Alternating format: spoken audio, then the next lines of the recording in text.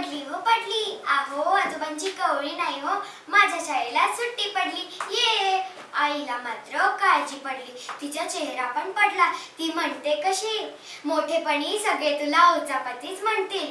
गेल्या सुट्टीत सुट्टी पडल्या पडल्या मीच विहिरीत पडले.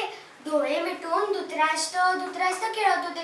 विहिरीच्या कट्ट्यावर चढले, धुतराष्ट्र महागात पडला. पप्पांनी लगेच डाय मारली, नाही तर मीच डायलो असतो. तो दिवस लिहून ठेवलाय मी डायरीत. सगळे आले, चहा पाणी पिऊन निघून गेले. सगळे विचारायला लागले, कशी काय वाचली. कोणीच विचारत नव्हतं कशी काय पडली. काय लोक असतात ना एक एक. करकोचा पण येऊन गेला. अहो मुख्याध्यापक कोचरेकर सर खूप उंच आणि बारीक आहेत ना, म्हणून करकोच्या कोच्यावर बसले. म्हणाले, जपा पोराच्या जीवाला एकच आहे ना.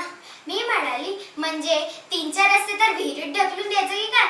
वा सर, टोनतेबाई पण येऊन गेल्या. म्हणाल्या, डबा बाळगा हो बाळा, डबा बाळगला तर बुडायला होत नाही. मी म्हणाले, मॅडम 10वी नापास झाल्यानंतर डबा बाटल्या घेऊनच फिरणार आहे मी, काळजी करू नका.